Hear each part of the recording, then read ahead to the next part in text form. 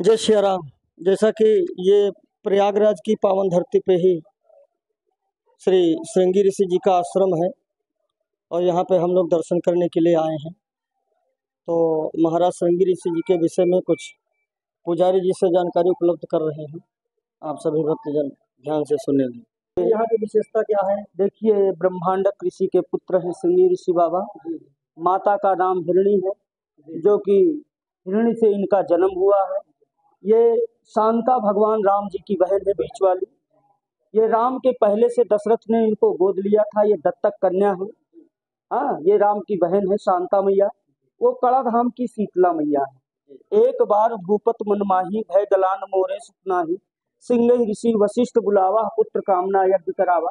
जब राजा दशरथ का चौथापन लग गया, जब कोई संतान नहीं थी, तो इन्हीं में जाके अयोध्या में यज्ञ कराया तो 4 पुत्र की प्राप्ति हुई। तब पश्चात श्रृंगी ऋषि बाबा ने, राजा दशरथ ने इनको जो है यज्ञ हो गया। उसके पश्चात शांता के रूप में शांता मैया को श्रृंगी ऋषि के साथ में समर्पित कर दिया गया। पहला ये है, यहीं से भगवान का जन्म हुआ। दूसरा है, पहली बार तमसा भयो दूसर सुरसर तीर। पहला जो है तमस नदी, दूसरा गंगा का तट, तीसरा भरद्वाज आश्रम, चौथा चित्रकूट धाम। तो यहीं पे जो है भगवान जो है रात्रि निवास के हैं संगमेरपुर में। यहाँ का राजा गुणनिषाद राजा था और केवट नथाराम था। और यहीं से बगल में कुछ जाकर के भगवान को जो है निषाद राज ने पुष्प वाटिका में अपने ले गए, जो कि रामसेन आश्रम आज के नाम से कहलाता है। दर्शन करके आए तो वो तन सिंसुपा पुनीत तब रघुवर किए विश्राम। वहाँ 5 पेड़ शीशम का वृक्ष है, उसी के नीचे भगवान को सुलाए हैं निषाद राज ने। और सुबह बट छीड़ जो है अपना राजसी पोशाक उतार करके संत के रूप में भगवान 14 वर्ष वनवास के लिए यहीं से गए। और राम केवट संवाद यहीं से हुआ है। मांगी नाव न केवट आना, कहे तुम्हारा मरम मैं जाना। ये प्रसंग यही का है। और चौथा यह है कि जहां से गंगा जी निकली हैं कहीं बोली नहीं, यहाँ मुखवती गंगा बोली जाती है।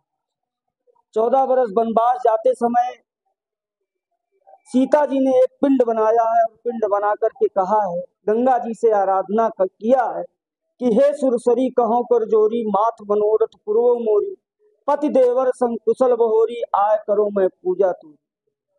हे गंगा मैया, पति और देवर के संग 14 वर्ष वनवास जा रही हूँ और वापसी में आऊंगा तो आपको विधि पूर्वक पूजन करूंगा।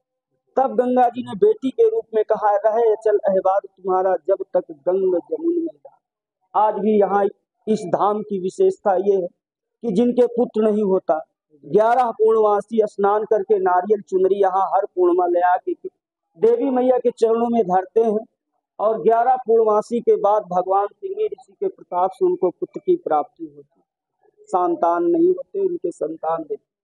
शांता मैया आज भी जिन माताएं बहन और बेटियों के आंख में छिट्टी पड़ जाती है, यहाँ के जल और नीर ले जाने से, कंकड़ ले जाने से उनकी जो है आंख ठीक हो जाती है, जो छिट्टियां पड़ जाती हैं।